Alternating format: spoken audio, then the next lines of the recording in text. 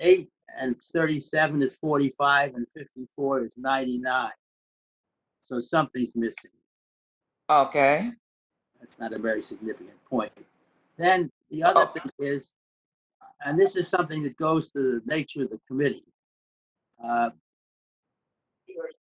I never understood in all the public companies I'm on the board of, and I represent, and other not-for-profits, the audit committee typically picks the auditors. I take it that's not something this committee does.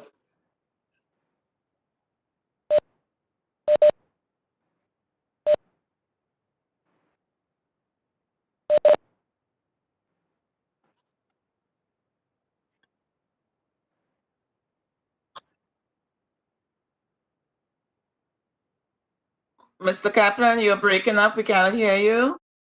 I was saying that I don't know what our charter looks like for the audit committee. I don't think I've ever seen it. But in the city of New York, for example, and everything else I've ever been involved in, the public or private sector, the audit committee typically picks the auditor or recommends the auditor to the board. I take it that's not our mandate here. We follow the NYCHA's process where we do the RFP, and if you once we do the RFP, we make the selection and we do a board resolution, which was done. Okay, so that this audit committee doesn't have the normal audit committee function. Okay. So, right, not in terms of selecting the auditor. Okay, thank you. Well, perhaps you might, oh, I'm sorry. Can I raise my hand? Go ahead, Mr. Koo. Perhaps you might consider in the future, the next time the RFP comes out, there are 7 members from the NYCHA that are involved in the evaluation committee. Perhaps somebody from the audit committee should be invited to participate in that evaluation committee in the future. I like that idea very much. Okay, we'll bring that up the next time we have to do a selection. Excuse me, can you hear me? Hello? Yes, Mr. Gonzalez. Just a quick suggestion. Is it possible to send Mr. Koo and Mr. Kaplan a copy of the charter? Yes, we will get that out to them. This way they can read it, and then, you know, if they have any questions, then in the future or right after that, they can contact somebody and ask those questions. Okay. I have it. The charter and the bylaws. Yes.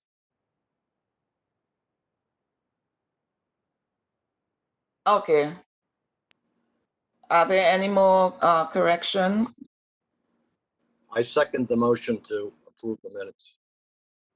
I approve the minutes. Wait, do we? Okay. Me too. Who's we? All in favor? Aye. Okay, the next item on the agenda is Deloitte's presentation of the 2019 audit service plan. I now turn it over to Deloitte's representatives. Before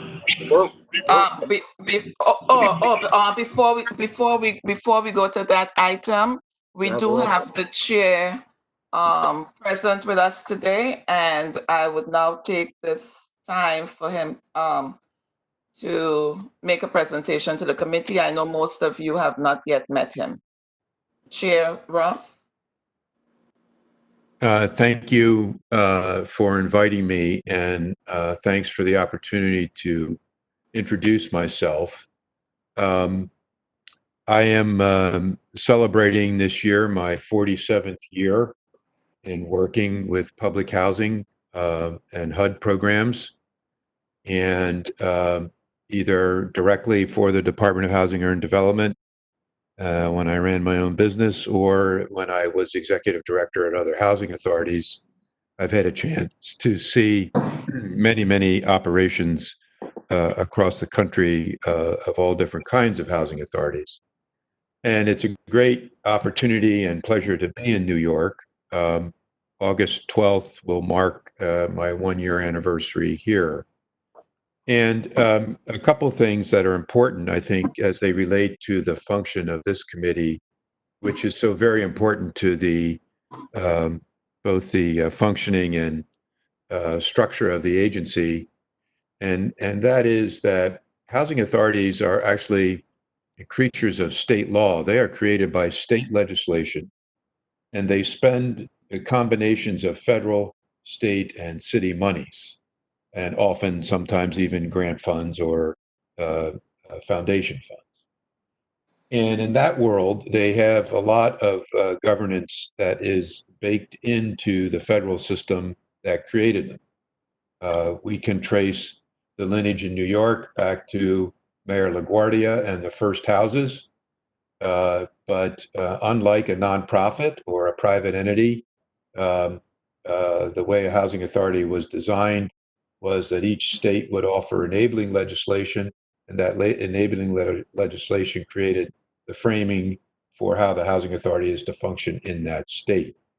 So there are particular requirements and powers that are vested to the authority and to the authority's board, and by inference to committees like this one. The authority's spending is predominantly federal. That has changed quite a bit over the years as we've committed to funding from both the state and the city as it relates to capital needs, and especially the terms of the compliance agreement that we signed with HUD, the Southern District, and the city a couple of years ago. And I think it's important for the committee to understand that we're going to be going through a period of significant change. And with that change, as we attempt to bring the agency into compliance with the requirements of that agreement, we will begin to articulate what that means in terms of the work and the money that we need to raise to reset NYCHA. We're in the process this year of drafting, I'd say, a package of strategies. The first strategy is a capital strategy. We need to invest in a stabilization effort for our properties that will cost approximately $18 to $25 billion, depending on the level of work that we're able to do. We need to satisfy the terms of the monitorship, and in addition to the compliance requirements that are embedded in that document, we also need to produce a reorganization plan. That plan is to be created in collaboration with the monitor. We call it the transformation plan, but really it's a complete overhaul of the organization that is NYCHA, and it has to be approved by the monitor as part of the demand of the agreement. The third area is another, supports the other two, and that would be an investment strategy in economic opportunities for our residents and the families who live in our units that would be fostered and nurtured by the investments we make in the units and the opportunities created by both the capital and the reorganization that I mentioned earlier. So we're in the process of preparing all this, and we're also in the process of looking forward and saying, okay, what are the risks and rewards associated with these efforts? These will be the single largest efforts to finance anything in the history of the public housing program. There's nothing comparable to what New York must do to right the ship in terms of property and asset investment. We have, if we were a normal landlord, we would have invested every 20 years in our buildings. So we're 60 years in, and we've missed 3 cycles of investment. In part, that's because how we're funded. The predominant funding source has been federal money. When the federal government created the public housing program, it did not create operating reserves. It did not create contingencies for capital investment. Those things came later, and in fact, we have a whole separate appropriations for capital that Congress must approve every year, and that varies every year depending on the political winds in Washington. So it's a very different model than a nonprofit model, and it's also a very different business model than if we were a private owner of housing. So I say this because I want the audit committee to think about this future that we have to stake out for ourselves. It's going to require investment. And those investments are going to show up on our financial statements, and those financial statements have to be audited. So we will begin to develop this, and would very much like to brief the committee on our plans as we get them ready to go, and share that information with you. So as you work through the committee work, you have a context of how the larger agency is moving to make your decisions and ask your questions. So we're very excited to begin this process with Deloitte today, but we're also excited because we're beginning to sort of pull back the curtain on the future steps that that NYCHA must take as an organization to protect its portfolio, to serve its families, and to become a more efficient agency. So thank you. And if we have a few minutes or time for some questions, I'd be glad to take questions from the committee, and if we have any time to do that. Chairman Russ, this is Victor Gonzalez. How are Yes, you? Victor. Hi. Thank you for joining us this morning. It's always a pleasure to have you on with us so that we can discuss, things of various natures. Anyway, moving forward, in the presentation that Jill Strohmeyer will be presenting, there was an issue about privacy laws.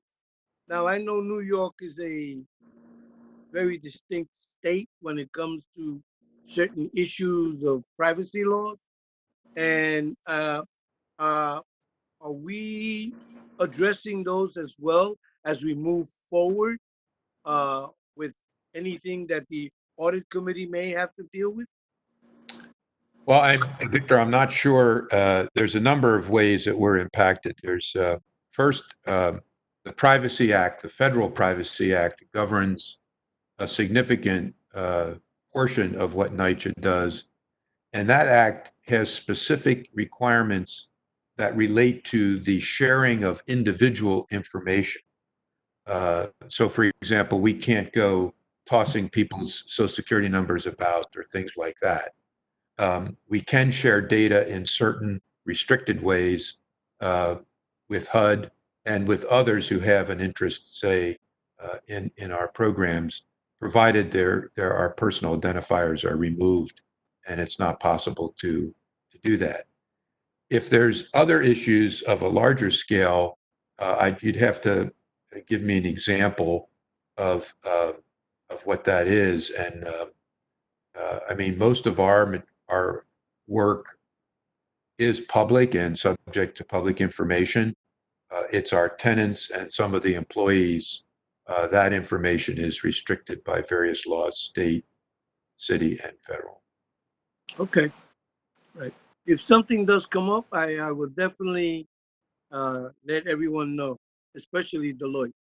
Well, it's come up recently because we wanted to think about how we might be able to share certain information with the Department of Health related to COVID. So we have gone to HUD several times to seek clarification on what they believe we can share based on the federal law, and it's very limited what we can do at that level without the person's informed consent. So we want to be respectful of that. Okay, thank you very much. Hi, Chairman. Can you hear me? Yes, sir. I'm Richard Koo. I'm on the committee. Richard, a pleasure. Hi, nice to meet you. The reorganization plan that you're thinking about, is that being driven by the city's current financial difficulties and the state's financial difficulties in terms of its possible impact on NYCHA?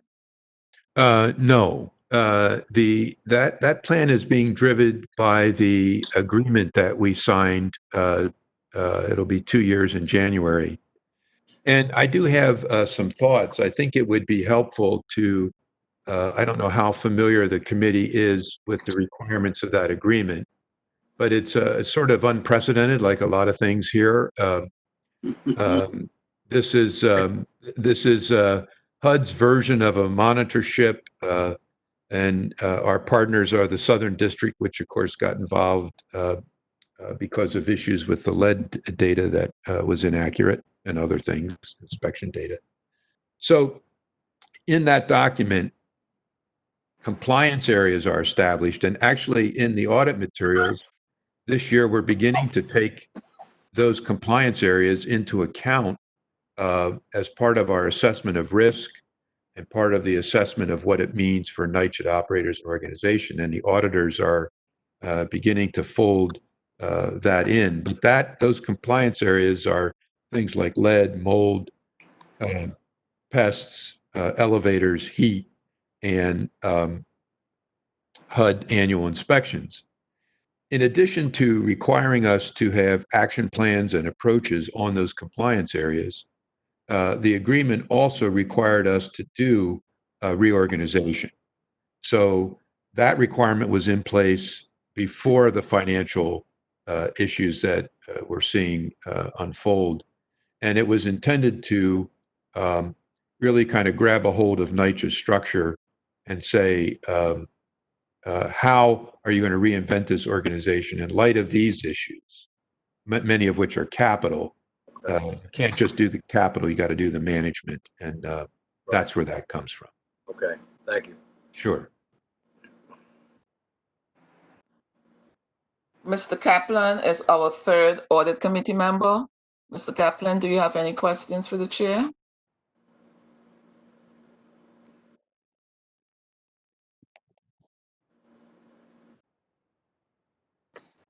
No, not now. Thank you. Great, thank you. And I look forward to a good meeting. And then also, as we go through this, I think it'll be very important that we brief the committee on what's going on so you have context for your work and you can see it in light of the larger work. And we'd be glad to figure out a regular way to do that. Thank you. Thank you. Thank you, Chairman Ross, for your presentation and taking the time to be with us today. And now we will move on to the presentation by Deloitte. Thank you, Hyacinth. Good morning, Audit Committee members.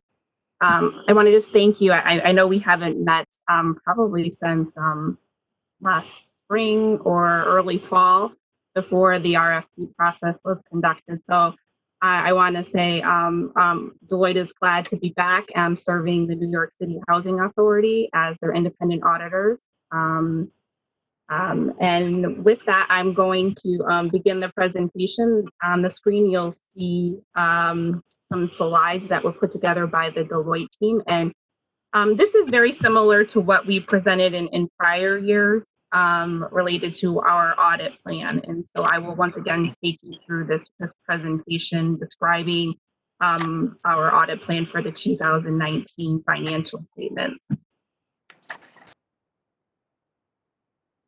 So starting on page 3, we're pleased to present this plan for the authority, which includes the audits of the New York City Housing Authority, along with its 2 component units, NYCHA Public Housing Preservation 1 and NYCHA Public Housing Preservation 2, along with the single audit in accordance with uniform grant guidance.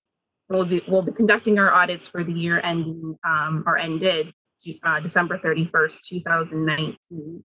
And we prepared this presentation to help you as an audit committee in fulfilling your role in overseeing the financial reporting and disclosure process.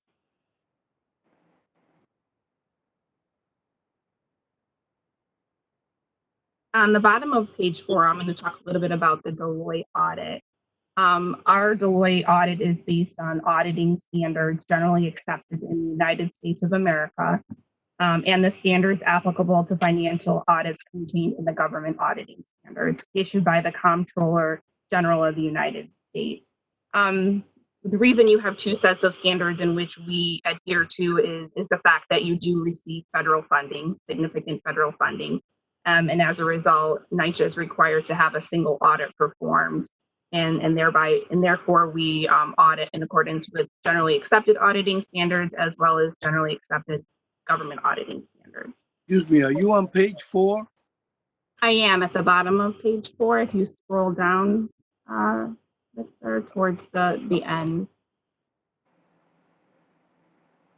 I think right now page 3 is shown on the screen. Yeah, we need page 4. Here we go. And if you scroll down using your scroll function, I'm at the bottom of the page. Okay, I have the page now. A critical part of our audit is really our risk assessment process. We design the audit to identify and address significant audit risks so that we can conclude whether the financial statements are presented fairly in accordance with generally accepted accounting principles. Our approach is designed to continuously respond to the challenges and risks that the authority is facing on a real-time basis. Responding to the authority's specific industry and economic conditions, we will continually align our efforts to the scope and scale of the authority's operations in performing our audit in the most efficient manner. And essentially, I'll talk a little bit more about our risk assessment process in a couple of minutes, but when we go through our risk assessment process as a team on the Deloitte side, we really want to focus our attention on what we call the items that matter most to the users of the financial statements, the big ticket items, we like to call them. We look at almost all areas, but we spend most of our time on these critical areas of the financial statements, which I'll discuss in a moment. In designing our audit approach in going through our risk assessment process, we do have discussions with management at the onset of our audit to determine if there have been any significant changes that happened at the authority for the year under audit, whether or not there have been any changes to internal controls, whether it's the actual control itself or the people or management that's performing the controls, and just generally what's going on in the economy as well as the city as we think about risk. At the bottom of slide 5, I want to highlight some of the specialists that we use throughout our audit. In a minute I will, I'll go through our core team, but in addition to the core team, which I think many of you have seen the faces or heard the names in the past, we use specialists in auditing certain, what I would call key management estimate areas. We use actuarial specialists in helping us test the pension and other post-employment benefit liabilities, which are our large liabilities on your financial statements. We also use specialists in testing claims liability. Also in valuing your investments. You have significant investments on the financial statements. We have certain pricing center specialists that help us independently value those investments at the end of your year. We also have IT specialists joining the team each year in testing the internal controls around information technology controls, user access, security, passwords, things of that nature. And finally, we also have specialists help us in testing our journal entries. So those are just a few of the specialists we use. And turning to page 6, you will see this is the team, the Deloitte team serving you this year. I will say that it's very consistent with prior year with maybe one exception. Mike Fritz, as you know, did retire last year. So he's enjoying his retirement, traveling the country. So I've been told, but the remaining team members are the same as in prior years. Myself serving as in capacity as signing your financial statements and overseeing the services we provide to NYCHA. Darshan Patel is my senior manager. He oversees the day-to-day activities of both what I'll call the CAFR audit as well as the single audit. Terry Kyle is my second level review partner. Any report we issue is also reviewed by Terry for quality control purposes. John Potts is one of the specialists I mentioned before. He is instrumental in reviewing the OPEB and pension liabilities. Leah McGuire is my IT specialist. She and her team come in each year and again look at your controls around IT. And Santiago Jaramillo is the audit senior on the account. He really lives in the field during the audit, performing much of the substantive work. Page 7 is where we begin our discussion around risk assessment. So as I mentioned, our risk assessment really begins with us understanding the business and focusing on what matters most to users of the financial statement. And in determining which material account balance or disclosure is critical, we discuss what could go wrong. What could go wrong to cause a material misstatement on the financial statement. And we think about different types of scenarios and schemes that could take place in order for a material misstatement to occur. We think about the control activities around those risks that we identified. We also test those controls for design and implementation to ensure that they are designed and implemented as management has intended. And then finally, after we've considered the risks, we've identified controls, performed testing of those controls, then we determine the nature and extent of our substantive testing. How much detail work will we actually perform on an account balance? For the 2019 audit, we have identified one significant risk. And I will say that this significant risk is not specific to the New York City Housing Authority. We have this risk identified for every audit that we perform as a firm. So management override of controls is tagged as a significant risk for every audit that Deloitte performs across all types of clients and all industries of clients. And this is consistent with prior year as well. So in testing management override of controls, at the top of page 8, there's a chart that lists out some of the risks that we have identified, as well as our preliminary response in testing those risks. The risk of management override of controls is pervasive, and it's because that it's unpredictable in its nature, and that this risk could result in a material misstatement resulting from fraud, and this is therefore an audit risk, an audit focus for our team. In testing management override of controls, the Deloitte team uses a tool called Deloitte Optiv. And really, how I would describe this tool is that it takes all of the journal entries that have been initiated by management throughout the year under audit. And the tool is looking for key characteristics.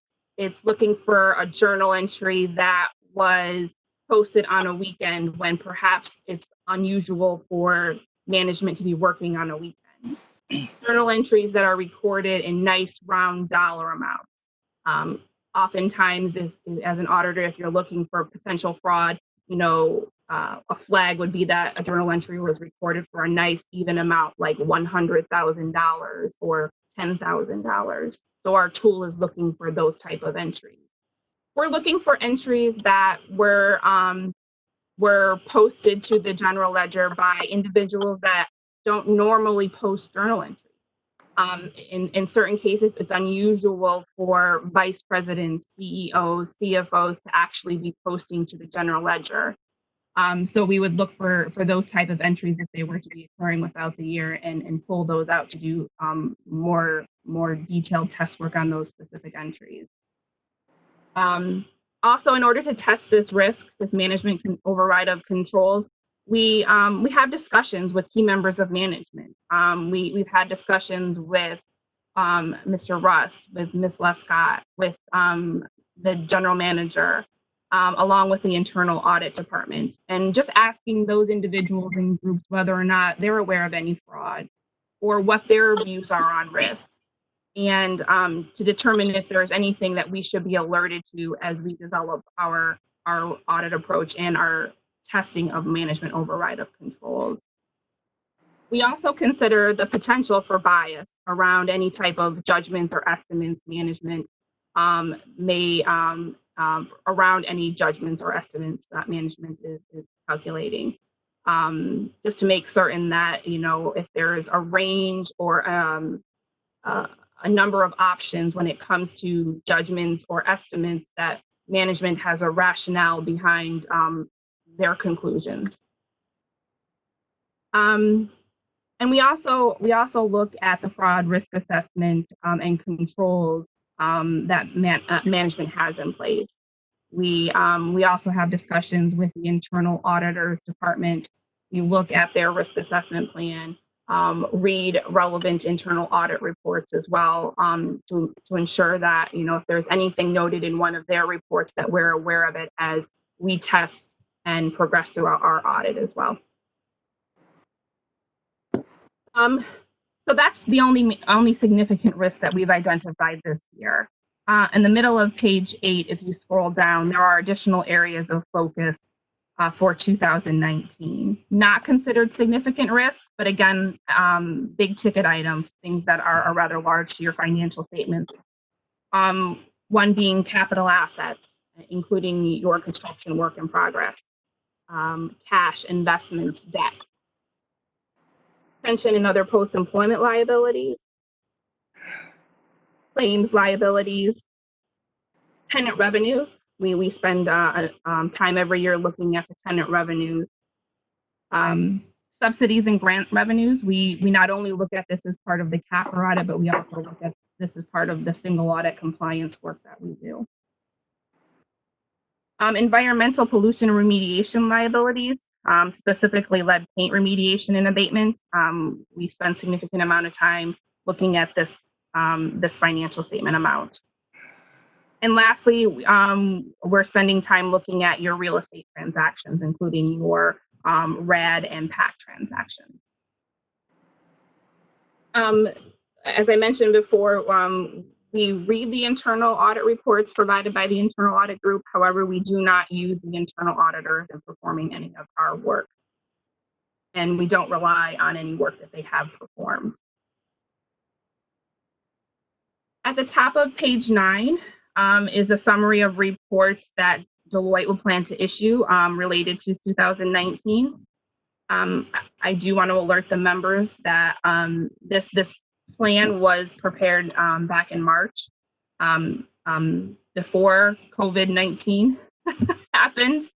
And so this timeline has somewhat changed as a result of current events. And we'll discuss some of those changes a little later on when we talk about the current status of our audit. But similar to last year, we will be issuing a report on the CAFR of NYCHA, along with an independent auditor's report on both of the component units related to the public housing preservation LLCs.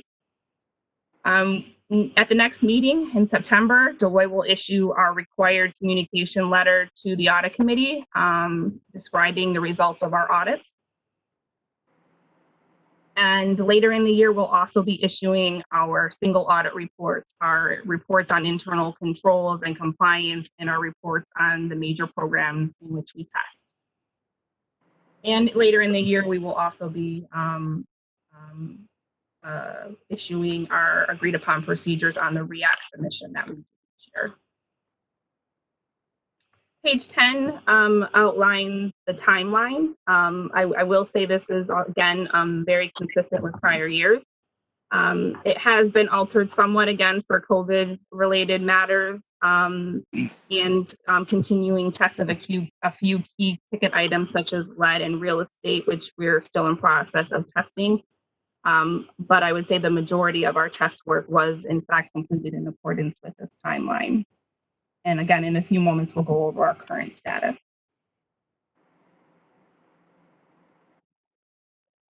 Page 11 outlines our audit methodology in pictures and graphs. I do apologize for the size of these graphs. I will, after this call, try to enhance the images and make them larger and then send off a new version. But essentially, this takes you through exactly what I described. We start with our understanding of NYCHA and whether or not there has been any changes that we need to be aware of. We perform our risk assessment, determining which risks are high, low, or significant. We look at the controls, test the controls, move into our testing of the account balances, and then finally conclude and report, which will happen in September.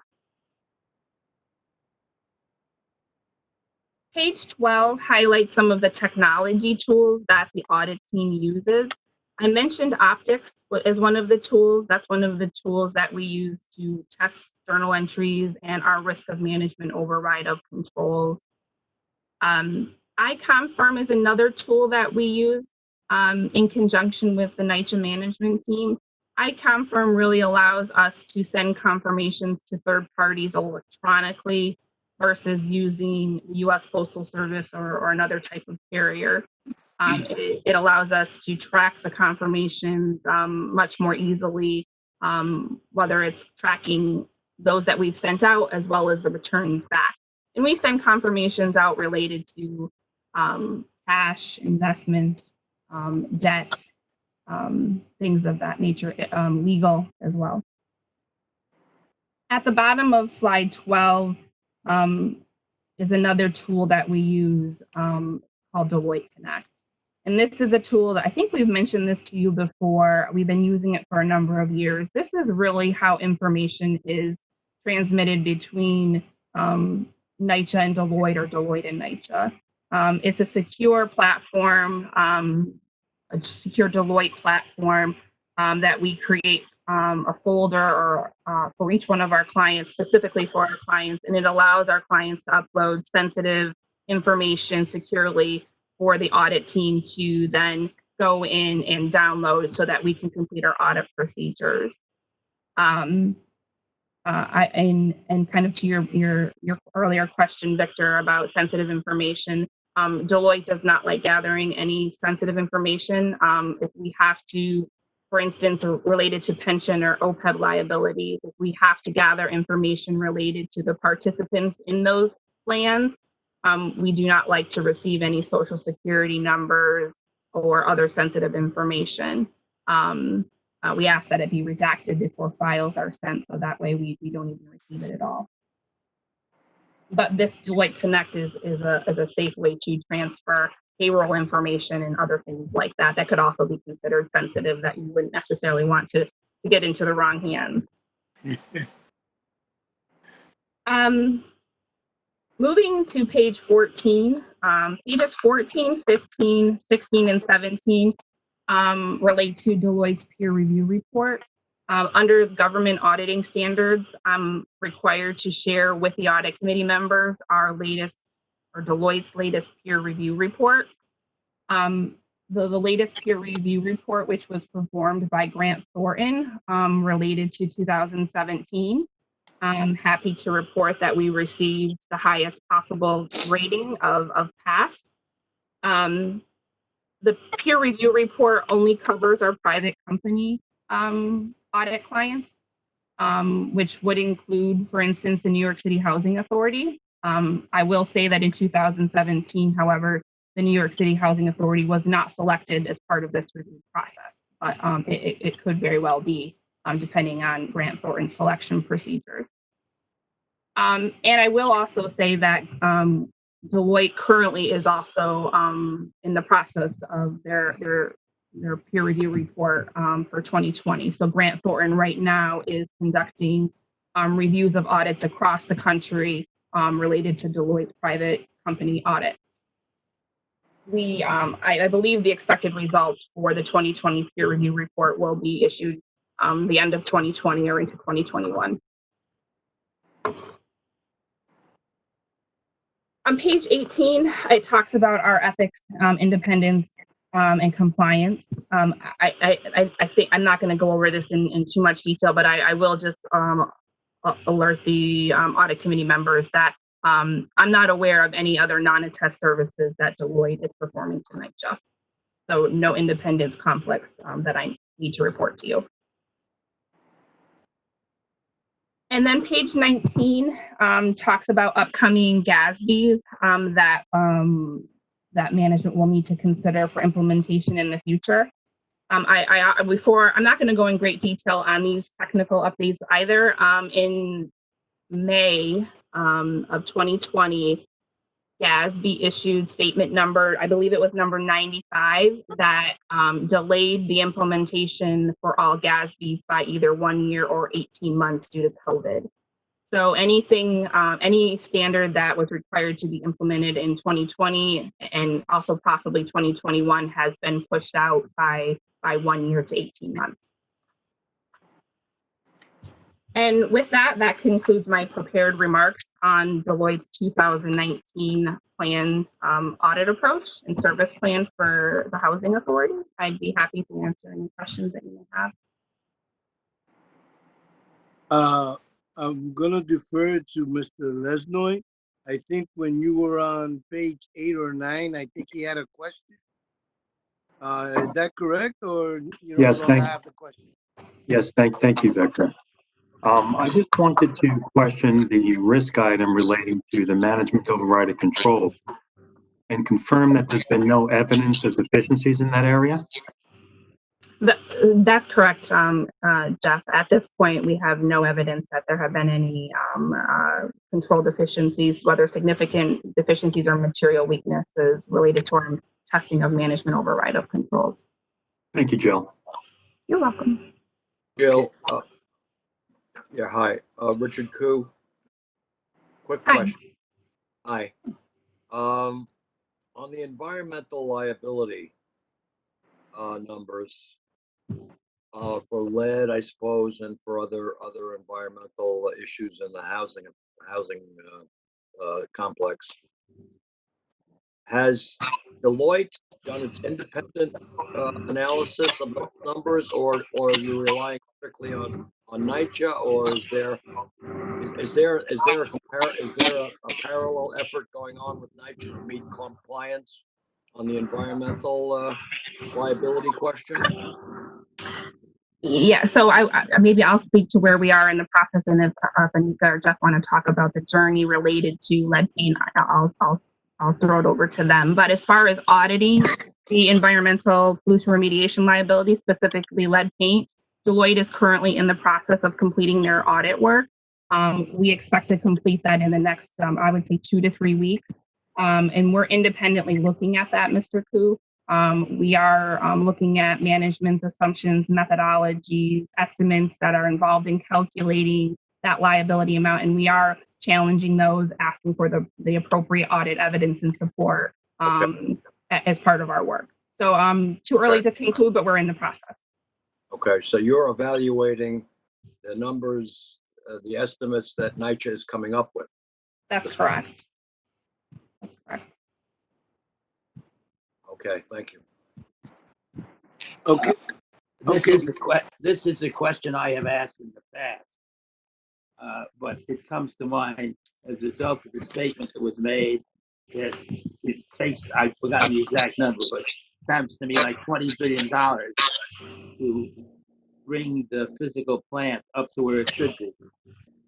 And I am reminded of the fact that corporate America is taking big write-downs, assets, based on the fact that like the oil industry, that they can't justify the historic cost anymore. And my concern here is the same one I expressed in the past.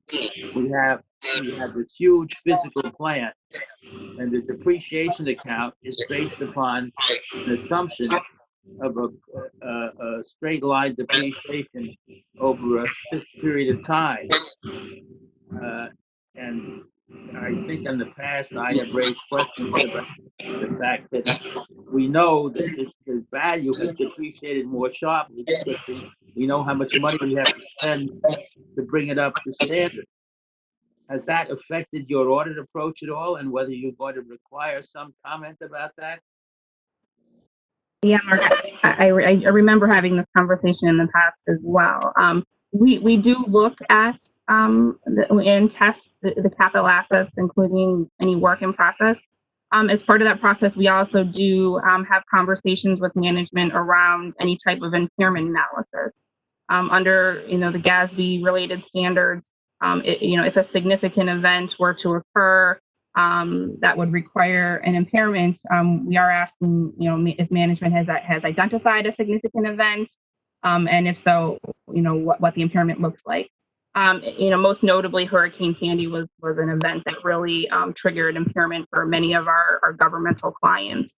As it relates to deferred maintenance, Mark, GASB is aware of this as a concept. I've heard that, over the last maybe several months to a year, they've contemplated taking on this topic and potentially issuing new guidance around deferred maintenance.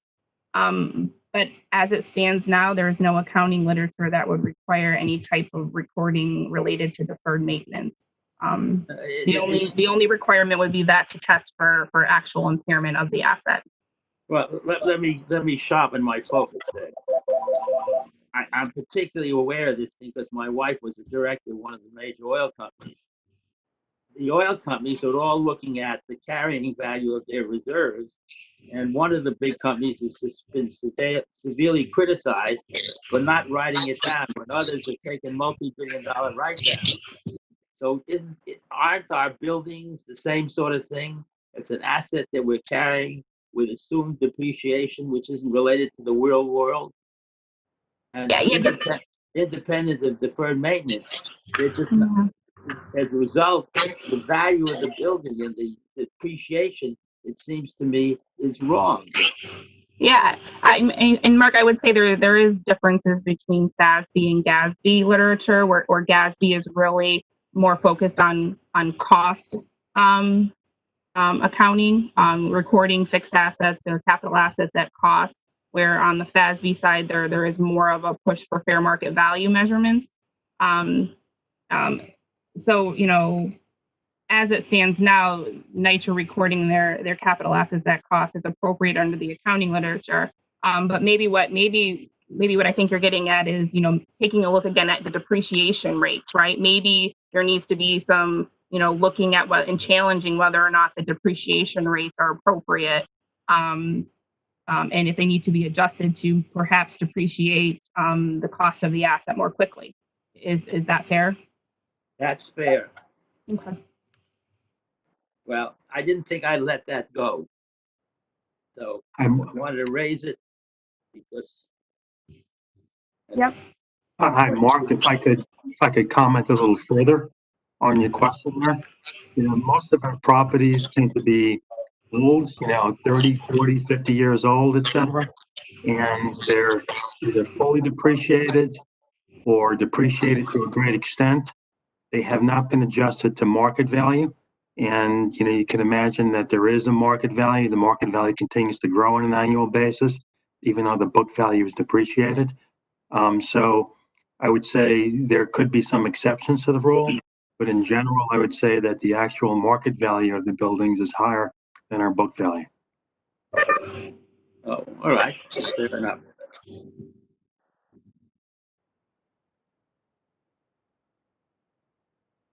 Hello?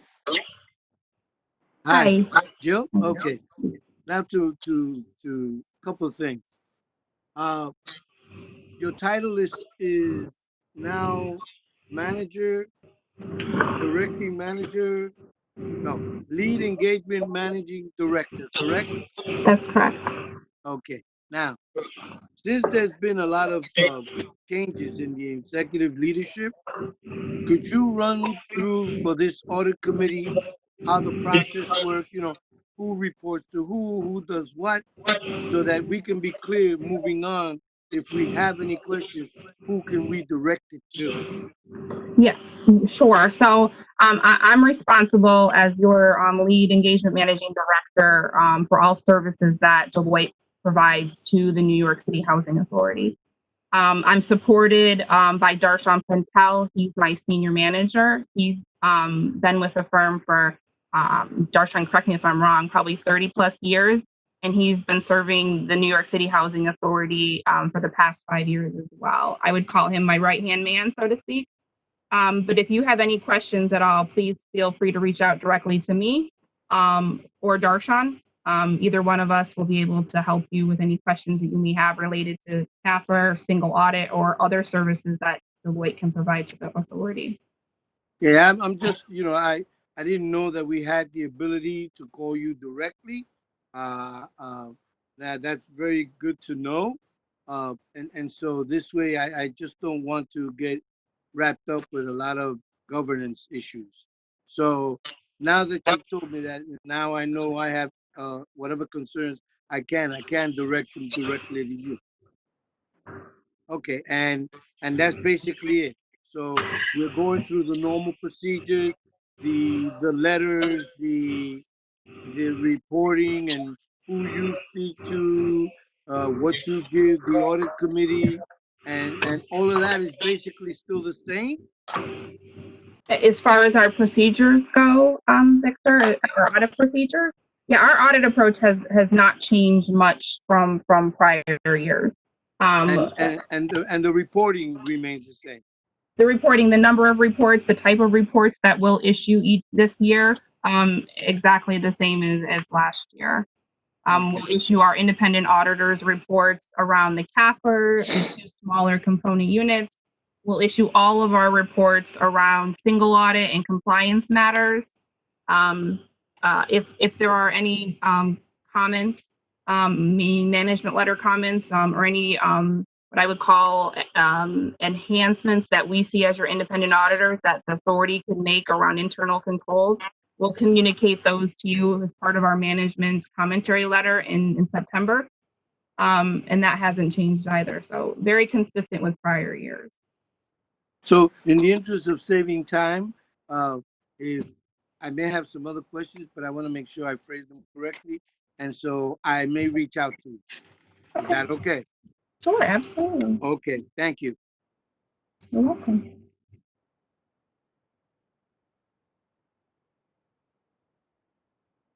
Are there any other questions for Deloitte? Okay, I just wanted to ask some of the things that were going on that were presented by Stephen Gunn. Is this the proper time to speak about that, or do I go, outside and make the questions later, offline?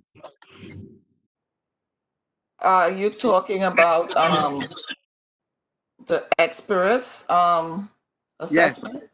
Okay, Yes. we can discuss that later on. We don't have Okay. that on the agenda. Okay, all right.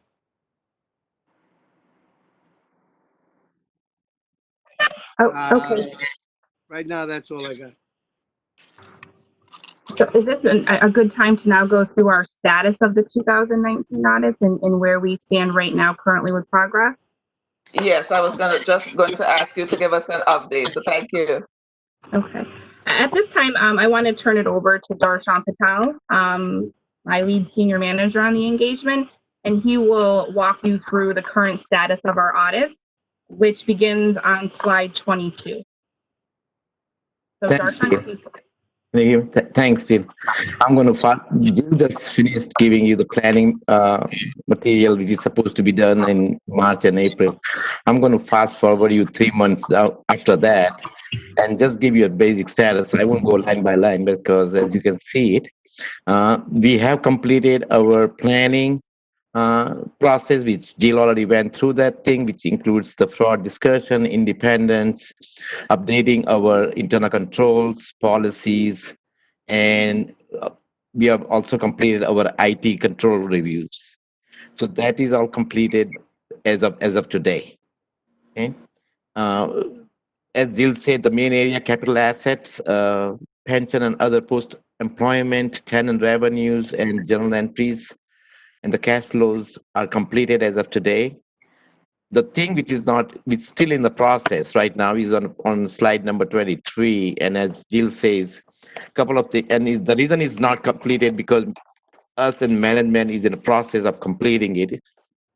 And the main area of this GASB 49, environmental and pollution remediation, and our real estate transactions. We are still in the process. We have a meetings with the management every week, and we'll be completing that by end of August. And then our other reporting, like we had this year, new thing is going to be COVID note, which we will be reviewing it and then going concern and subsequent event. We have received our legal letters. Our first trial, we will be updating the legal letters again in month of August. Okay. On the next page, it gives you when we have is a due date for the when we'll be able to issue the opinions, which will be around September 17th. We'll have a second partner review and in end of August. And from single audit perspective, we will be issuing single audit reports and the REACT submission in month of December. And in the planning, the target date was September, but due to the COVID, the HUD has extended the due date 3 months down the due date. So we'll be issuing single audit reports and REACT submission in month of December. Now, from the single audit perspective, we are going to, the total expenditure was $3 billion this year. And based on a threshold on $3 billion, we have selected 4 programs this year to audit. 2 of them is HUD, that includes Hurricane Sandy and the disaster. And 2 is from the Department of Homeland Security, which is disaster grant and hazardous mitigation grant. So in total, we'll be auditing 4 major programs, which is in the process right now. This year, management was very helpful in giving out our required documentation, even though everybody was working from home, but it was very helpful that they were able to provide us as we go along. And that is a big picture on single audit. And I can give you some, if you have any questions. Mark, you have a question?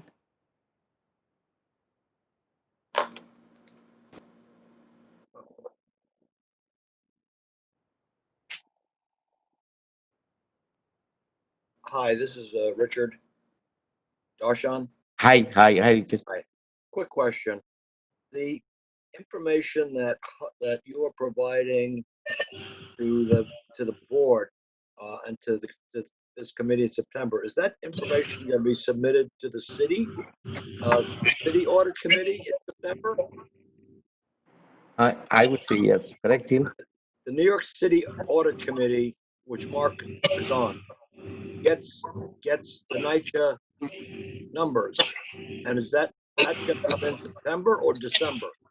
I believe it's September. What? So, I mean, Mr. Chu, this is Anika. Just wanted to jump in. So we do plan on submitting the statements that are approved by the audit committee and the NYCHA board by October 1. That was the agreement that we made with the New York City Audit Committee because we wanted to make sure that the NYCHA statements are included with the city statements. So that will happen in October. I know that there was previously a September meeting scheduled that might have included NYCHA. We've been talking with them over many months that we are not going to present at that September meeting, but they have not come back to us with our date for presentation yet. So as soon as we have that, we will certainly provide it to the committee. Oh, okay. So the October 1st date was tentative? Yes, that's our tentative date just for providing our materials to them so that it's included with their statements, but we have not received our date for our actual presentation as yet. Got it. But the annual, every year you make a presentation to them, I gather, right? That's correct. That's it. Okay, thank you. Anika? So this is Victor Gonzalez. So question. So that statement, is it already prepared and ready to rock and roll, or are we still waiting for more data in order to complete that statement? Sure, that's a great question, Mr. Gonzalez. So as Deloitte mentioned, there are a couple of items that are still in progress. The biggest one is certainly the gas B49 lead pollution liability. So NYCHA has provided the information to Deloitte. It is a lot of calculations, and so Deloitte is going through and testing. I would say that's the big outstanding item, which we provided to them a week or two ago. So it will take some time for them to get through it and for us to go back and forth to determine what is appropriate to be included. And as Jill mentioned, they also have to do a second level review on the Deloitte side as well before they can issue the statement. So we are still looking at a September 17th presentation to the audit committee, and we expect that the statements will be done by then. We will, of course, send them to you in advance so you have an appropriate time to review, come up with your questions, and so forth. Okay, so you feel you have sufficient time? We do. Okay.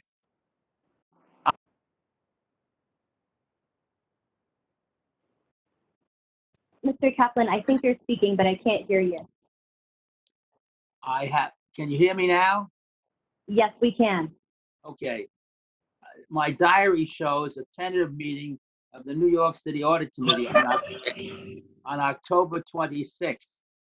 And I think that that's the meeting that you may be referring to, that where the committee would be dealing with NYCHA. Correct. I will go back and just reconfirm that with the comptroller's office before, sharing it with everyone here, just to make sure we're all on the same page. I don't think, as I say, it's tentative, but that's what I have down in pencil.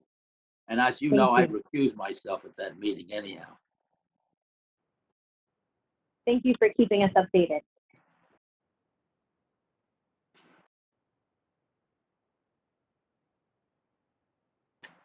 Are there any other questions for Deloitte or the finance department?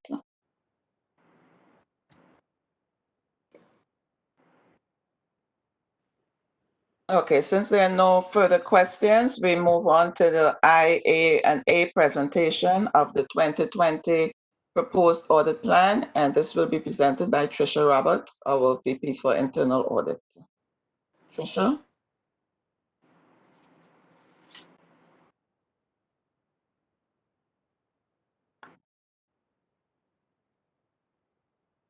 uh, 31.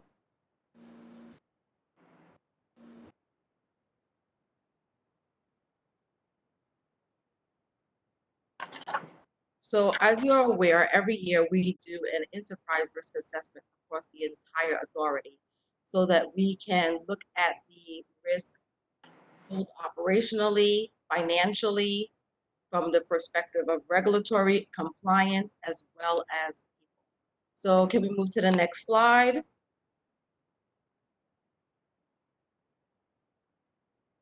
That risk assessment contains doing an enterprise risk process, which we will talk about. We've done that in previous years. The risk assessment consideration, we'll look at what those scores have been over the last 3 years, so you can have an understanding who is trending up, who has been trending down, as well as a summary of the type of reports and what the plan has been going forward. Next slide. So the overall risk assessment takes into consideration the entire authority, all aspects. There is no particular area that is left out. Legal is included, operational units, IT, everyone is considered in that process. In that, we kind of identify what we do, identify the adverse events that may impact the authority, and taking into consideration how that our authority is going to attain our strategic goals and objectives. That risk assessment is done, and we look at the strengths, weaknesses, and opportunities, which is called the SWOT analysis. We allow for the allocation of resources to be used across the authority, as well as considering, focus on doing the right things in the right way, not just a matter of process. In obtaining that, we kind of get an idea of what the risk, what you call the sweet spot of the authority, understanding the range and scale of the risk across the entire authority, understanding the better aspects of the risk portfolio and how it is being managed and what is considered above that risk portfolio and down. How does that all play in? Those three components add up to what we consider the risk scores. That helps to develop the plan based on the EVP input. It draws from the plan from suggestions of the chair and the general manager.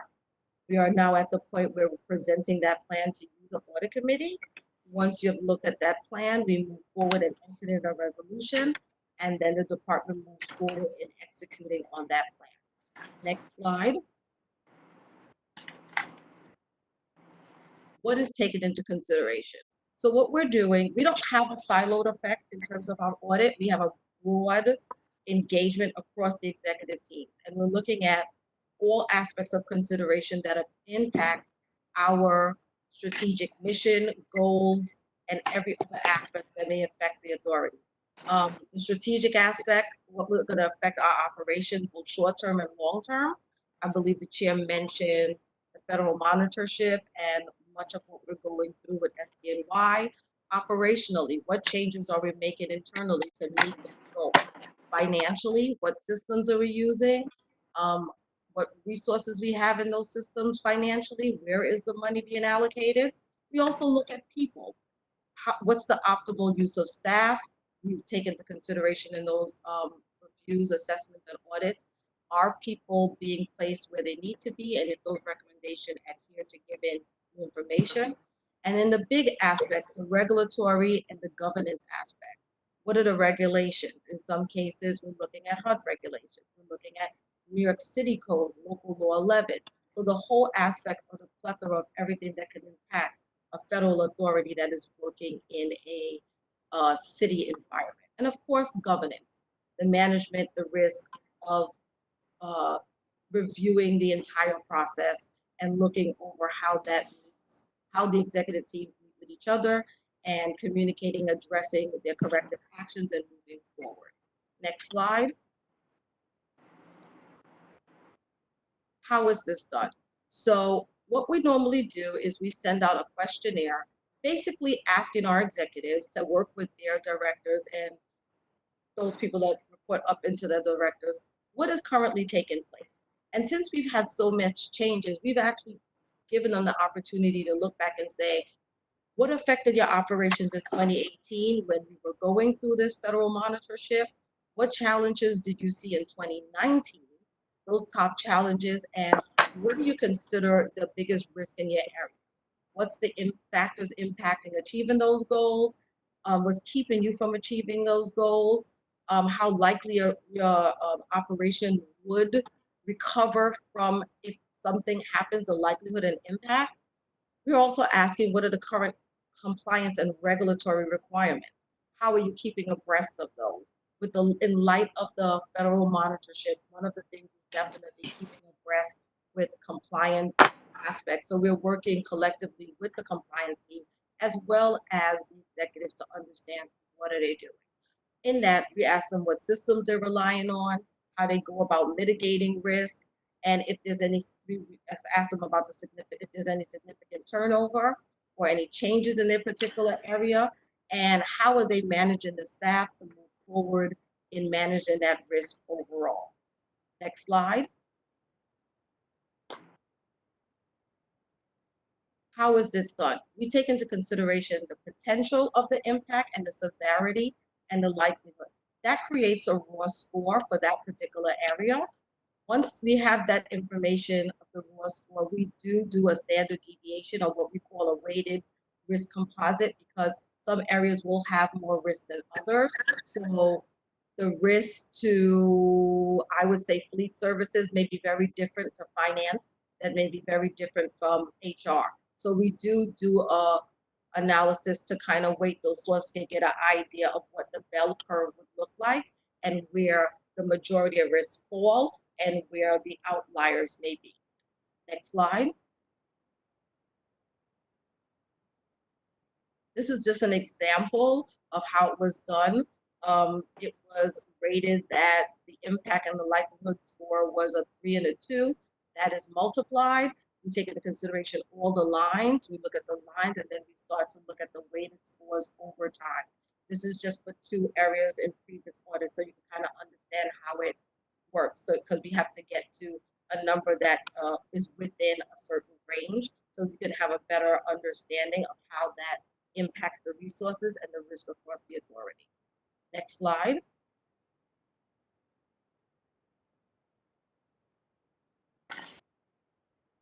So what we have been doing in the last 4 years, we have been keeping score of what those risks are across the entire authority and looking at the changes of whether they're going up, whether they're going down, what are the issues impacting them. In many areas, you'll see community engagement, I'll give you an example, is going down because in the beginning when they were doing RAD and getting an understanding, you had to engage the community, but the community now understands those principles, so those scores are moving down. We have areas of finance. Their scores has historically been down, but they're moving up because of the new funding that they're getting and the use of those funds. As the chair mentioned, there is a lot of capital funding that is being associated with the agreement, so the use and deviation of those funds are very important. One of the areas which is healthy homes, which deals with the lead remediation, as you can see in prior years, they did not exist. And for this year, it is up because, of course, that is a big part of moving us forward in compliance with the HUD federal monitorship. So their scores are pretty high because there's a lot of work that's being done, a lot of change in that particular area, as well as focusing on meeting those agreements and those time slot as it relates to the federal agreement. Next slide. This is just a visual picture of all the particular areas that is moving forward. As you can see, some places have remained pretty stable as external affairs. Some places like compliance, as you can see, is very high because over time, those particular areas either didn't exist or there is a more need for them in this current environment. Those places would be compliance, quality assurance, of course, real estate, which would be the RAD. They have done a few of them now, so we have a better handle of how that process is. And now that is also being incorporated in our financials, so we can get a better idea moving forward what those transactions look like, how they're being booked, and what's the impact on our financials moving from Section 9 funding, which is public housing, to Section 8 funding, which is known as under so it has these risk scores take into consideration the entire environment, the work is being done, the financial impact, as well as what has been historically some issues in those areas, because we go back and look at those financial reports. We also will take into consideration New York City Controller's reports, Fed reports, as well as anything the Internal Audit Department has done in previous years to give a fair analysis of where these teams may sit. Next slide.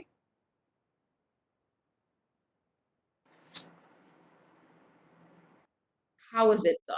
So these are the factors that really take into consideration how we produce an innovative plan. As we said, we're working with management, we're looking at the key initiatives. We also are doing a fraud and geographical risk because we are a big authority. We're over 5 boroughs and we have 380 developments. Even though those developments, some of them are on the public housing side, the relationships of them going from Section 9 funding to Section 8 funding, this may not be the same risk, but there is some type of counterparty risk that is associated with going into many of the RAD agreements. We take that into consideration. External industry issues, as we mentioned, and anything any external auditors have mentioned, and knowledge of that. We identify the risk of strategic operational compliance. How is it done? As we mentioned, we give them a survey. That survey spreadsheet as well as the questions that they have to answer and propose, and we also propose prospective areas that needs to be looked at. After we get those back, we actually have interviews with those teams, and mostly the EVP will send it back, and then we have a workshop. Those workshops include the EVPs over the years have been really good at sharing the information and bringing their team, their directors, their deputy directors, as well as staff members that work on different aspects of those particular areas to give a full plethora of what the risks may be and their concerns. I must say they are very open, very willing, and in many times are suggesting many of the audits or the assessment because they themselves want to have a very good perspective on what is going on and what is the root cause. The red, yellow, and green represents high risk, medium risk, and green, of course, low.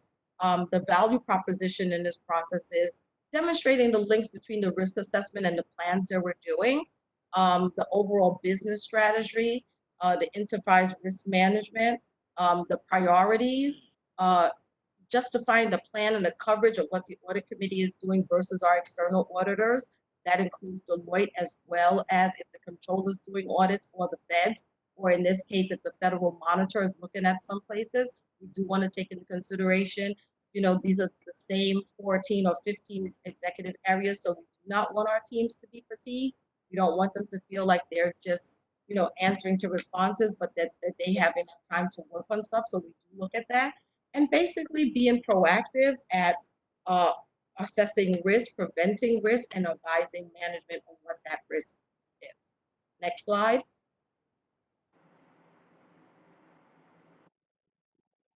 This is just a visual picture of what the entire risk universe that the authority is looking at. There's definitely strategic risk, there's financial risk in terms of accounting and reporting, changes in GASB that may be coming up that has to be taken into consideration, the market, our capital structure, liquidity, our reserves, how we're using it, operational, our supply chain, information technology supporting operations, our people, our human resources, which is probably one of the biggest aspects that is not focused on, but does have a major impact. And of course, what has been added to this is the compliance, the legal and all the regulatory aspects that may have not been taken in consideration prior, but in our new environment where we do have this federal monitorship and we do have these aspects that we have to comply with, that being a regular part of our daily reporting and an additional stakeholder that NYCHA does have to report to. Next slide. What does that mean going forward? We are proposing to do 40 audits, or what I would say 40 plan assessments, 21 in audits, 21 in assessments. It is broken down across all aspects of the authority, with some having a little bit more issues highlighted than others. Capital projects is having a few done more this year, environmental health and safety. So we are going to be spending some time looking at that HUD agreement because we've been living in it for a while and seeing how those particular areas are moving forward. Just to give a high level assessment, we are working closely with the compliance team. I myself meet with the chief compliance officer, and we have a very good rapport on looking at what they're doing relative to what we're doing to make sure that we get a full perspective on the picture of what the risk that is being taken place and what they're managing versus what we're managing, and how that kind of dovetails in the overall risk going forward. Our team just actually had a meeting with the risk, with the compliance team, addressing what they're seeing as risk at a development level. So that is definitely a different perspective because Deloitte does it at an overall financial picture. The audit department does it from an overall business operation or the entire enterprise. And now we have this different level looking at development and trying to look at how that is impacted in terms of meeting the requirements outlined in the federal agreement. Next. This is just a high level of what that breakdown is going to be in the assessment. Financial and operational, we have about 19, and in the audit, which is going to be bigger sampling and really deeper diving, we have about 21 for a total of 40. And just a look, it's a high level reporting issues reverting to mole, error resolutions as it refers to HUD reporting, lease housing, any income disparities. We're looking at cybersecurity. As you're very aware, we did, and I think I want to say it's Mr. Koo. You did bring up Steve Gunn, or is it Mr. Gonzalez, where they did provide you a risk assessment on the cybersecurity period. And what we had did is from the prior year, we kind of held those to kind of get a bigger look at what was the items that they considered high, medium, and low. We have been working with IT to get an assessment of where they are at with remediating so that we can get a better idea of moving forward prior to initiating some of these audits. And we will be sending that information to you shortly. They're in the process of working it with you now, so you will get that prior to the next meeting, so you have an idea of where that risk assessment lies from last year when we last met, what they've done, and what we're going to do moving forward.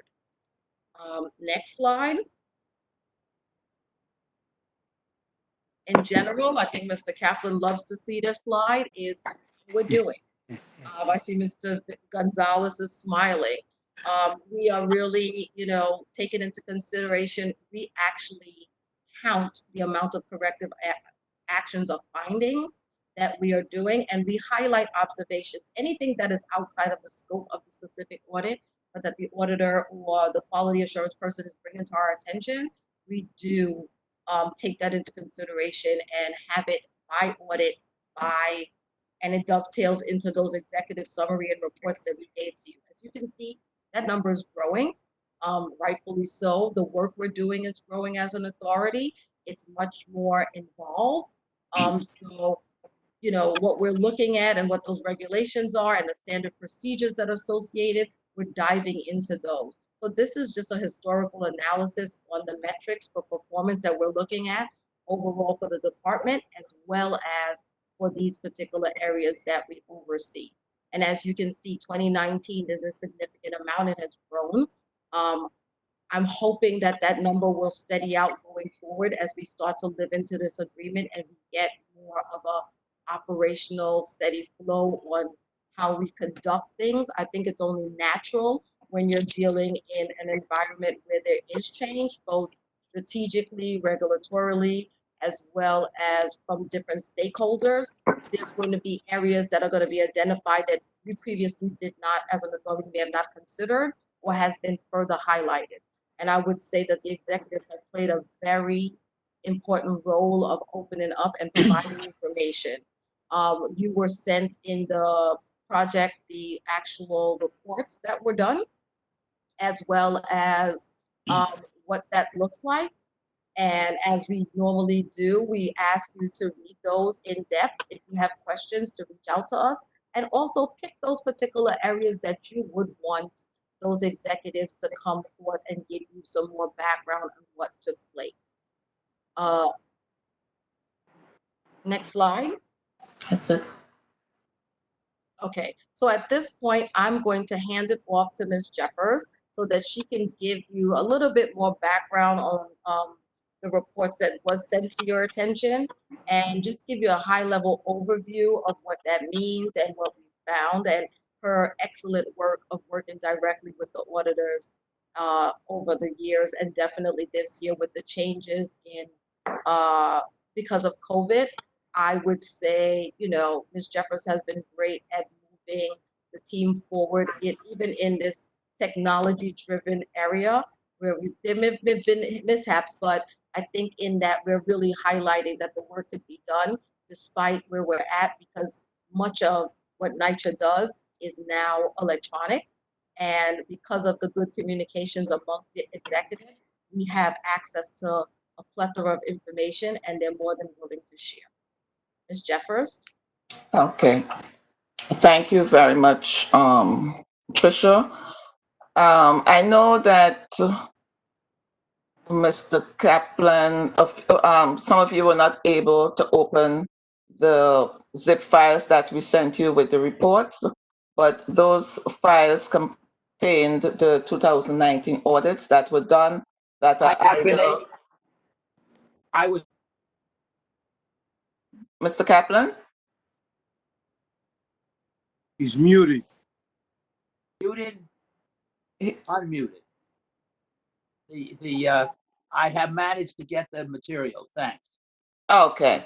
Okay, so for 2019, we did have 42 audits in the audit plan. Of those, we completed 31 audits. We brought forward most of the IT audits in light of the risk assessment that was done, that was presented to you in November of last year. So this year, there will be a big focus on IT audits. We do have 2 staff members who are working closely with Trisha and IT in that particular area. So we have 10 audits that are final, ready to be issued, and we have 19 audits that we recently did the exit conferences for. So we are waiting for responses from the various departments. And once those come back to us, we will be issuing those reports as final.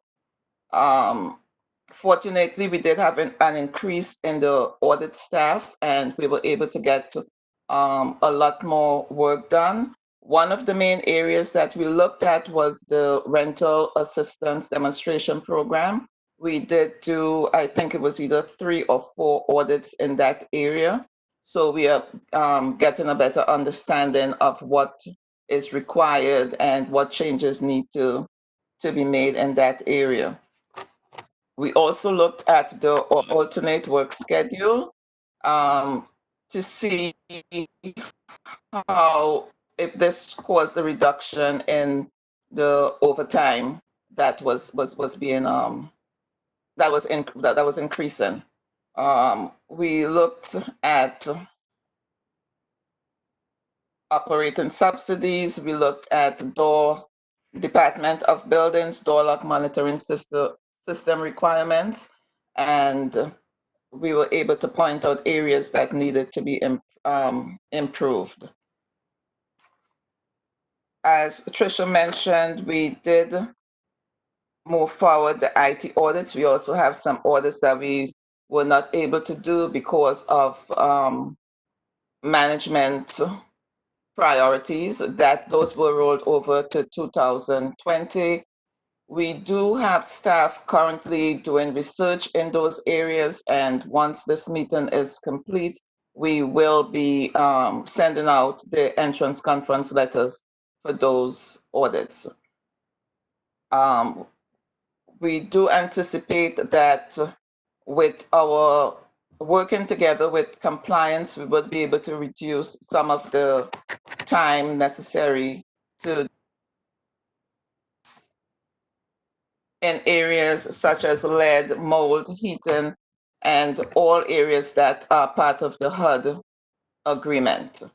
So that should be a big area where we will be working on this year, and we hope to get these out to you as soon as possible. I know we have a meeting schedule, I think it's in October, to present what we've done with the 2020 audits. Hyacinth, just a moment. Yes. Are you able to show those files on this, just to kind of look at it as you're speaking, or you can't open them either at this point in time? No, at this point in time, there were too many files to be uploaded. Okay, all right, no problem. Hyacinth? So, Hi. yes, Mr. Koo. Hi. Yes, Mr. Koo. I have a general question about the audit metrics slide on 2019. Mm-hmm. If the total NYCHA budget is about $3 billion, right, in terms of operations, how do we get $2.4 billion in identified savings? I don't understand that number. So, And that's number one. And number two, were those savings actually implemented? To what degree? So those are the 2 questions. The 2.4 is a pretty big number. Mr. Kaplan, Mr. Koo, can Yeah. everyone hear me? That number just identifies what was looked at. Remember, we can't look at everything. So Yeah. in those particular areas, when you read the executive impact page, it speaks about in the analysis what was actually pulled out, and of that area, what was actually within that audit, within that sample. So if we had findings related to that, that is what's highlighted. It will not be the entire budget. And like rightfully so, the budget is growing because we do have an influx of funds, CTL, as well as, city tax levy, as well as capital funding. So this is for the items that we looked at and we impacted. Our team is about 20. It is not across the entire organization. Well, yeah, but just from a lot, it just doesn't make sense to me. Out of a $3 billion operating budget, that you would identify 90% or 85 or 90% of the entire housing authority's budget as savings. I don't understand that. When I say savings, these were the areas where we found findings where there needed to be corrections, and this would have been the impact of those particular areas where if the corrective actions are not implemented or fixed, this would probably be at risk. So what we can do, like I said, on the executive summary report, we've done this before. It's on the first page of that executive summary of each item, where it talks about what the sample was, as well as how much was in that sample that we found that could have been at risk based on what is taking place in that particular audit. Okay. Well, all I'm suggesting is that perhaps you clarify the term savings, number one, and number two, to clarify what the 2.4 billion means. Is that the totals? Is that you know what I'm saying? So that is the total amount that we looked at during the 2019. So what we can do, we do have a spreadsheet. That's the scope of the cost elements that you're looking at, the total scope. Right, exactly. But that's what it should say, not that it's savings. So we can change that. If you see, this is the same that we sent you before. So what we will do, we can send you a spreadsheet that breaks down each of them, so you can tie those back to those reports. And we will take that into consideration in moving forward in terms of updating this PowerPoint. All right. Okay. Thank you. Perhaps I'm used to something where typically the audit, in the public company context, I'm on the audit committee and I'm also on the compensation committee or the budget committee. What I'm accustomed to seeing is the internal audit department comes in and said, look, here's what we audited. Here's what money we got back from the people we audited, because you always find something. And here are the savings going forward. Right. We've never been very interested in the figures and I was saving this for later for the private conversation. But the way I've seen it is typically the internal audit comes in and says, look, we found $5 million last year that we recaptured. Listen, give us a little hike in our budget. We'll get you some more next year. But that's not what's here. And one of the things I was interested in is, can you demonstrate that the internal audit function actually captured money or saved money or something so you can judge? You may have improved the management skills, that's fine. But I guess more often than not, I'm accustomed to the internal audit people saying, we're a profit-making center. NYCHA has simplified the rent hardship. Something as big as NYCHA, that your auditors have found things where there's actual recapture of money or capture of money. Well, when you say, what I was getting at, it's a similar concept, but because we're a public company, in that we're identifying for those executives in the area that in the scope of the audits that we perform and the assessments and the findings that we are basically highlighting for you. This is for each prospective audit or assessment. This is what would be impacted. And when you add it up, it comes to this particular number. So bear with me for a second. If I'm the management of the company and I get presented the board, let's say it's the board, because I'm not the board, and you come in and you say, I had a budget NYCHA ha of simplificado $2 la billion política de for dificultad internal para el audit, pago del alquiler. and I Es can más fácil que demonstrate nunca to reducir su you alquiler that durante a la... recaptured or saved, and you show the amount that's in excess of the budget, it's a strengthening of the case for why you should get more auditors. And Well, granted, that's a very good I would say play on definitely moving our team forward. That's definitely something we could probably talk about with the chair moving forward. Would you want to consider this model moving forward, and what does that mean for the impact of this particular department? So we can definitely take that back. I tell you, when I ran a big public company, I could predict every year the internal audit department came in and showed me how much money they made for me. NYCHA has simplified the rent hardship policy. And it is easier. It was like night followed day. They always wanted an increase in their budget.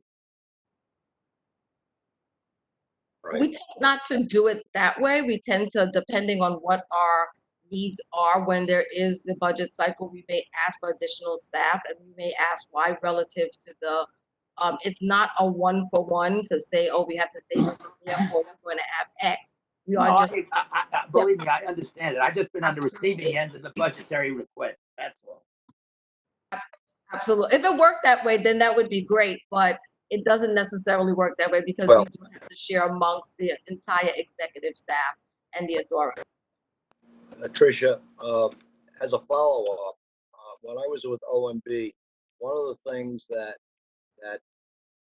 resulted from some of the reviews and management audits that we did was actual impact on the budget. So what I think we're getting at here is, to what extent are these audit findings translated into your actual financial budget for the fiscal year? In other words, does it actually end up with some as result that comes up with either a reduction in revenue or an increase in revenues? You know, I mean, that's the question. So the revenues, I would just say this, the revenues, OMB is a little bit different from, it's really budgeting and expenses. This is really identifying. When we give this to these executives, the idea is to get them to work on these particular areas and understand operational, the technology, and the fiscal impact of the decisions that they're making, and areas that they can move forward in tightening their controls. How is this used on the other side of the house? I can't speak to that specifically, but as from the assurance and objective side, we are highlighting it and providing that information across the executives, the chair, the GM, and anyone else, and they are shared overall. And the hopes is that when we go back to audit these areas, the controls or the deficiencies that previously exist does not exist anymore, and that we move forward in that these things are not impacting, and the corrective actions are corrected, observations are taken into consideration, and if we go back, that we will find less issues associated it, and the impact or the cost associated with that process will go down. Thank you. You're welcome. Richard, you and I think we're in ferocious agreement. Oh, thank you. Thanks, Mark. We're ferocious. I sat on a board years ago. I sat on a board with an Army 4-star who'd been Army Chief of Staff, and I never sat on a board with anybody like that before in my life. And he taught me that phrase. Okay. I thought it was precocious, not ferocious. I love it. Okay. So you were sent to the 2020 proposed audit plan. At this time, if you are in agreement with the plan, we would ask you to approve it so that we can present it to the board as a resolution. The board is scheduled to meet next Wednesday, I believe. I have one question, if I may. Go ahead, Mr. Kaplan. Did you discuss this program with the auditors, the external auditors? No, that is not. we we came up with a plan based on the risk assessment, and they will share the plan with us as we move into our 2020 audit. right. Okay. Once we get the approval and it's presented to the board, we can do that. Well, it presumably, if Deloitte has any point of view about some of this stuff, it'd be nice to know what they think, if they think about it. That's correct. And the audit plan can be adjusted based on any suggestions that they make, as well as any suggestions made that's brought to our attention during the year. So if someone comes and there's a critical area that they need us to look at, we would add that to the audit plan. Thank you. Okay. Well, just before we go on and prove this, I mean, I'm gonna go along with it for the time being. I still have questions. Again, I wanted to address some of the findings from the Paris team. Okay. And it just some of the things I don't think it's a major issue. I just want to make sure that when I say yes, I understand clearly what those things are. So I can discuss that offline, and then I'll also tell my fellow audit committee members the concerns that I have. Okay. And this way we'll be moving forward. Okay. And Hyacinth, sorry to interrupt. This is Anika. I have a hard stop at noon because I have a call with HUD. But board members, if there are any additional questions that you have, please feel free to reach out.